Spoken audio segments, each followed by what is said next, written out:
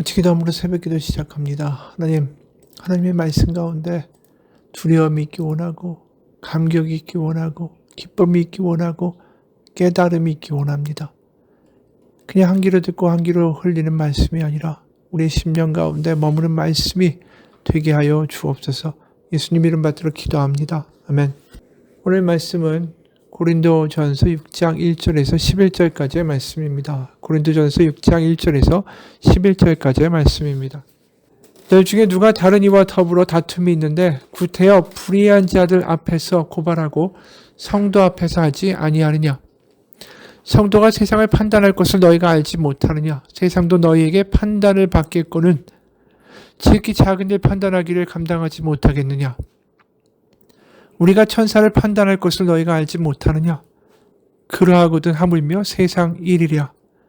그런즉 너희가 세상 사건이 있을 때에 교회에서 경히 여김을 받는 자들을 세우느냐.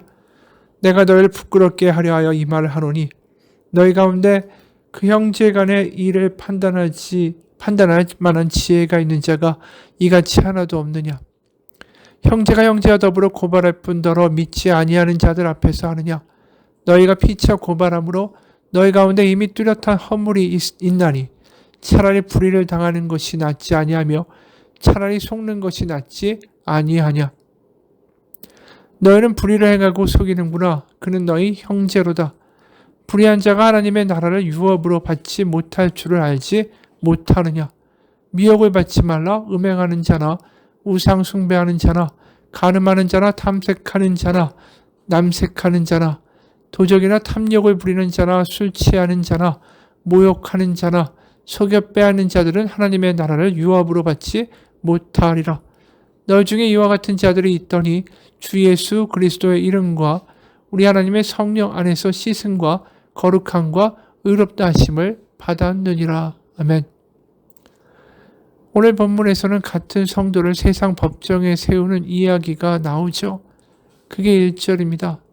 너희 중에 누가 다른 이와 더불어 다툼이 있는데 구태여 불의한 자들 앞에서 고발하고 성도 앞에서 하지 아니하느냐. 여기 어감을 더 잘 살리면은 네가 감히 어찌 그럴 수가 있는가.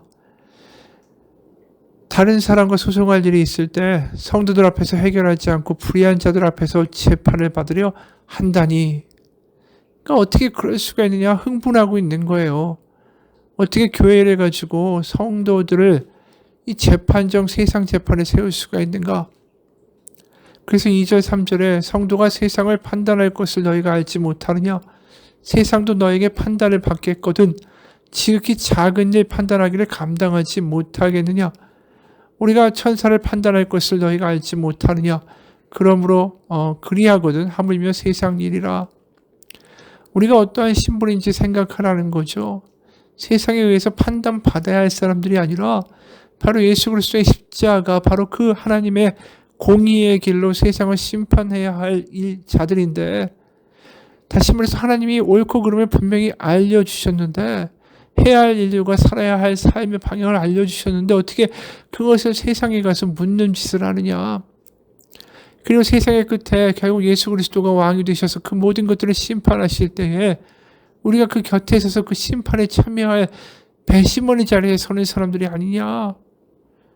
하물며 타락한 천사들을 하나님의 아들 예수님이 심판하실 때 우리가 그 자리에서 심판하는 자리에 있게 되는 그러한 신분을 얻었는데 어떻게 세상 사람들 재판소에 가서 성도들을 세울 수가 있느냐.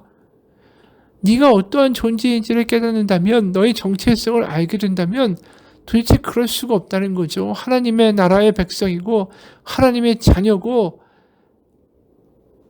눈에 보이는 것이 다가 아니라 분명히 다른 세상이 있다는 것을 아는 사람들인데 어떻게 그럴 수가 있느냐. 내가 누구인지 그 정체성이 분명하다면 절대로 그럴 수가 없다라는 거예요. 그래서 말씀합니다. 4절에 그런즉 너희가 세상 사건이 있을 때에 교회에서 경히 여김을 받는 자들을 세우느냐. 여기에 번역이 좀 어려울 수 있는데 이걸 다시 풀면 이런 말입니다.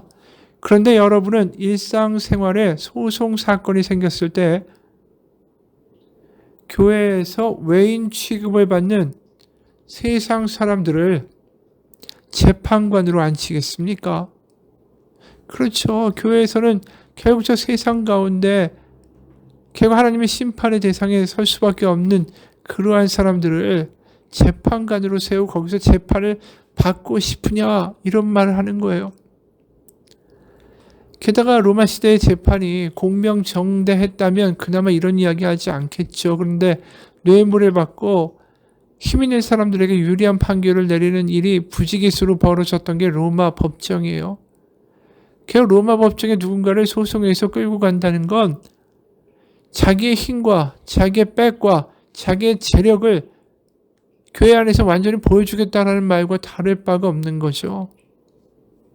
자기의 힘은 과시하면서 정작 자신이 세상의 양다리를 거치고 우상숭배를 하고 음행을 저지르고 이러한 것은 사실 죄가 안 된다라고 말하는 거예요. 교회 안에서 자기를 드러내고자 하는 그 욕구가 이러한 일들을 벌이는 거죠. 아까 말했듯이, 전에도 말했듯이 그 계모를 취한, 아버지의 아내를 취한 그 사람이 세상으로부터 지탄받아야 마땅하지만 교회 안에서 오히려 떵떵거리면서 살아가는 것, 그가 세상 가운데 아주 유력한 집안의 사람이었기 때문이라는 거죠. 지금 고린도 교회에서 결국 일어나는 모든 문제들은 돈 있고 힘 있고 빽 있고 다시 말해서 그 세상에서의 상류층에 속한 사람들이 계속해서 교회 안에서 문제를 일으키는 거예요. 세상에서 자신들이 대접받고 떵떵거리면서 사는 것 자체를 그대로 교회에 와서 행사하고 그것을 누리고자 한다는 것이죠. 그러니까 어제 들은 것처럼 출교시켜라 이런 말들이 계속해서 나올 수밖에 없는 거예요. 교회를 하나를 만드는 게 아니라 자꾸만 분란을 시키고 이웃사랑, 하나님 사랑, 그게 아니라 자기를 사랑하는 사람들, 이기적인 신앙으로 교회가 변질되고 있는 거죠. 그 사람들 때문에. 자신이 세상의 중심이니까 나보다 약한 자들을 얼마든지 밟아도 된다라는 거예요. 저 사람과 나는 다 똑같이 하나님의 은혜로 구원받은 믿음의 형제들이라는 생각 자체가 없는 거죠. 그렇기 때문에 교회를 망가뜨리는 거예요. 세상과 똑같은 형태로 만들어버리면서 그렇기 때문에 그들을 출교시키고 그래서 하나님 나라 앞에서 우리가 죽을 때 결국 가면 내가 가지고 있는 재산과 힘과 권력이 결국 아무것도 아니고 결국 하나님 앞에서 중요한 건 얼만큼 사랑하다 왔느냐. 사랑하다 왔느냐. 바로 그것뿐이라는 거죠. 게다가 다 똑같이 하나님의 은혜 아니면 내일도 알 수 없는 연약한 존재인 주제에 하나님의 은혜 없이는 살아갈 수 없는 죄인인 주제에 그렇게 행동한다라는 건 말도 안 되고 돈 문제나 어떤 문제로 연약한 지체를 법정으로 데려간다. 자기가 뻔히 이길 계산을 다 하고 그곳에 데려가서 수치를 주고 자신의 힘과 권세를 드러내려고 하는 이들에게 대하여 7절에 너희가 피차 고발함으로 너희 가운데 이미 뚜렷한 허물이 있나니 차라리 불의를 당하는 게 낫지 아니하며 차라리 속는 게 낫지 아니하냐. 너희는 불의를 행하고 속이는구나. 그는 너희 형제로다. 불의한 자가 하나님의 나라를 유업으로 받지 못할 줄을 알지 못하느냐. 미혹을 받지 말라. 음행하는 자나 우상 숭배하는 자나 간음하는 자나 탐색하는 자나 남색하는 자나 도적이나 탐욕을 부리는 자나 술 취하는 자나 모욕하는 자나 속여 빼앗는 자들은 하나님의 나라를 유업으로 받지 못하리라. 너무나도 분명하게 이야기해요. 도대체 이렇게 행동하면서 교회를 다닌다. 이것은 하나님의 나라를 알지 못하는 자요. 하나님의 나라를 들어갈 수가 없다라는 거죠. 여기에 나와 있는 불의한 자들의 행동 거지를 보십시오. 음행하고 우상 숭배하고 간음하고 탐색하고 남색하고 도적과 탐욕을 부리고 술 취하는 자, 모욕하는 자, 속여 빼앗는 자들이에요. 근데 이게 그냥 도덕적인 여러 가지 행동들을 가리키는 게 아닙니다. 그들의 비도덕성을 가리키고 지적하는 게 아니라 어제도 말했지만 그 고린도 교회에서 가장 큰 위험 중에 하나가 사람들이 세상의 우상 숭배의 제사 제에 참여하는 것이 문제였어요. 아프로디테 여신이나 디오니시오스 같은 그 술과 성행위가 동반된 그러한 우상제에 참여하고 동시에 교회에 나온다라는 것 자체가 이게 얼마나 끔찍한 일이에요.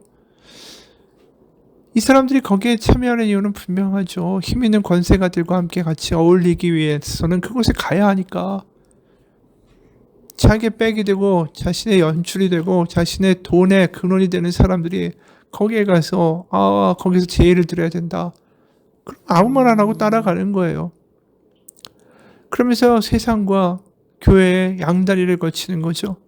그러면서 우상 숭배를 하고 거기서 음란을 떨고 다 같은 거죠. 간음을 저지르고 탐색을 벌이고 이 남색을 한다는 것도 남자들을 밝힌다라고 이야기하는데 그 당시에 로마에서는 남자 어린 아이들을 성적 놀이개로 삼는 일이 아주 많았어요. 왜 그랬냐 하면 힘 있는 사람들이 약자를 괴롭히고 희롱하면서 느끼는 쾌감을 그들이 추구했기 때문이죠. 결국은 이 모든 것들이 힘 있는 자들이 결국은 자신의 마음대로 세상을 휘두르기 위한 하나의 도구였죠. 그곳에 빠져들어서 나도 저 사람들처럼 돈 있고 떵떵거리고 싶다. 그러면서 욕심을 부리고 우상제에 참여하고 어린 남자아이들을 희롱하며 성적으로 유린하는 그런 자리에 가서 같이 앉아있고 그런 이들은 하나님의 나라 유업으로 받지 못할 것이다. 세상에서 그러한 빽과 어떤 연줄과 세상에서 출세하는 길을 단호하게 끊어내지 못하면 결국 하나님의 나라에 들어가지 못한다라고 이야기하는 거예요. 근데 이러한 문화의 공통점은 뭡니까? 결국 약육강식의 세상인 거죠. 이미 말한 것처럼 힘 있는 사람들이 자기 마음대로 자신의 욕구를 채우고 약한 자들 따위는 거들떠보지 않으면서 자신들이 얼마든지 쓸 수 있는 소모품 정도로 취급하는 세상. 그 세상이 바로 고린도 교회가 그 교인들이 살아가고 있었던 세상이라는 거죠. 그러니까 그런 세상의 방식이니까 성찬을 하는데 돈 있는 사람들은 저쪽 근사한 방 내실에서 같이 모여서 술 먹고 그런 음식 먹으면서 떠들고 자신들의 삶의 이야기를 나누면서 자신들의 힘과 빽과 자신들이 최근에 뭘 즐겼느니 이런 이야기들을 해대고 노예였다가 주인의 시종을 다 들고 늦게 온 성도들은 먹을 게 없어가지고 배를 쫄쫄 굶고 전형적으로 있는 사람들이 없는 사람들을 무시하고 법정에 세우고 탐욕을 부리는 그러한 모습이 교회 안에서 반복되고 있었던 거 아닙니까? 구약에서도 고아와 과부와 나그네를 돌보라는 이야기가 얼마나 많이 나옵니까? 그들을 돌보라는 것 자체가 명령이 아니에요. 왜 그럴까요? 그들이 눈에 밟혀서 그들을 도와주지 않는 세상이 됐다는 것은 그 공동체가 이미 하나님의 공동체가 아니라는 반증이죠. 그래서 남유다가 패망한 이유도 지도자들이 백성들의 고혈과 어려운 것들을 전혀 보지 않고 그들의 뼈를 발라 살을 발라서 남비에 넣듯이 잔악하게 그들을 아주 약탈한 거예요.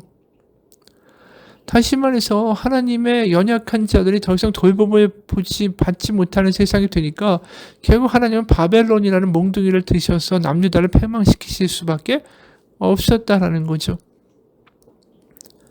결국 교회가 살아있느냐 죽어있느냐 그 증거를 찾으려면 아무리 찬양을 뜨겁게 하고 아무리 하나님 부르면서 큰 소리로 고성으로 기도를 하고 두 팔을 들고 막 감정에 빠진 듯이 하나님 찬양을 불러도 그것이 진정한 예배의 기준이 될 수 없는 거죠. 그건 고린도 교회도 있었으니까요. 예언을 하고 방언을 하고 갑자기 예배 가운데 벌떡 일어나서 황홀경 가운데 무슨 이야기를 하고 그게 중요한 게 아니라는 거죠. 지금 고린도 교회가 이야기하는 가장 중요한 핵심은 뭐냐 하면 결국 연약한 자를 돌보고 있는가. 연약한 자나 강한 자나 있는 자나 없는 자나 배운 자나 못 배운 자나 아는 자나 건강한 자나 건강하지 않은 자나 다 우리는 하나님의 은혜가 필요한 우리는 연약한 죄인들일 뿐입니다. 하나님의 은혜로 우리는 하나님의 형제가 되었습니다. 이 고백이 있느냐 없느냐 그게 없으면 아무 의미가 없다라는 거죠. 오늘날의 교회에서 그게 지금 심각한 문제가 되고 있죠. 부자 동네에서 커다란 교회에 모여서 다 유유상종의 재산들, 아파트를 어디에 샀고 어디 해외여행을 갔다 왔고 그런 식의 이야기만 하면서 어디에 투자해야지 좋은지 그런 이야기들이나 해대면서 예배 때는 두 팔을 들고 찬양을 하고 감격한 듯이 아무리 예배한다고 해도 그게 지금 고린도 교회하고 뭐가 다르겠어요? 똑같지. 과연 그들이 정말 하나님을 믿기에 연약한 자나 아픈 자나 못 배운 자나 나그네나 고아나 과부나 다 우리의 형제라고 그들을 돌보고 먹이는 일을 하지 않는다면 모든 것은 거짓이다라는 거죠. 결국 십자가는 그거 아닙니까? 하나님이 얼마나 강한 분이에요. 대단한 분 아니에요?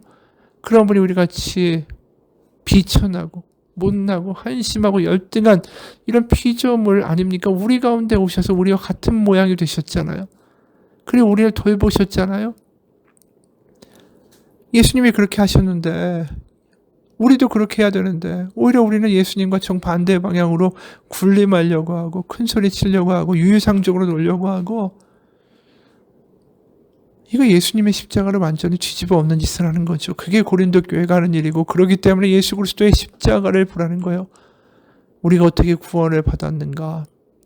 그런데 어떻게 너희가 이렇게 교만할 수 있느냐. 지금 고린도 교회를 보면서 참 안타깝습니다. 이게 한국 교회의 오늘날의 모습이기도 하고 개인주의적이고 이기적인 욕망과 소원을 가지고 교회에 나오는 사람들이 수북하고 정말 우리가 한 형제고 하나님의 은혜 가운데 구원받은 자 당신과 나는 다를 바가 없다는 온전한 고백이 들려지는 그런 교회가 돼야 되는데 그렇지 못한 한국 교회의 모습이라는 거죠. 이게 얼마나 안타까운 일이에요. 그래서 결론적으로 말합니다. 9절에 불의한 자가 하나님의 나라를 유업으로 받지 못할 줄을 알지 못하느냐. 불의한 자는 다른 게 아닙니다. 십자가가 무엇인지를 모르는 자들이에요. 그래서 십자가가 어떤 의미인지 그것을 알고 복음이 무엇인지 깨닫는다면 우리의 삶은 달라질 수밖에 없죠. 내가 더 낫다. 내가 더 똑똑하다. 내가 더 헌신했다. 내가 더 잘 안다. 이게 중요한 게 아니에요. 바로 오늘 내가 더 사랑하는가. 내가 더 용서하는가. 내가 더 품어주는가. 바로 하나님의 은혜 때문에 그것이 정말로 제대로 복음을 아는 공의로운 교인들의 모습입니다. 같이 기도하겠습니다. 하나님, 우리의 정체성은 하나님이 구원해 주신 탕자와 같은 존재입니다. 하나님의 은혜로 하나님의 가족이 되었고 하나님의 자녀가 되었습니다. 그런데도 여전히 세상의 사고방식으로 살고 말하고 분별하는 우리를 용서하시고 비교하며 유유상종의 삶이 아니라 어떻게든 더 사랑하고 더 품으려고 하고 더 베풀려고 하는 그 하나님의 은혜에 감격해서 살아가는 나누는 삶이 우리 가운데 있게 하여 주옵소서. 그것이 진정한 예배고 그것이 진정한 그리스도인임을 깨닫는 삶 되게 하옵소서. 예수님 이름 받들어 기도합니다. 아멘.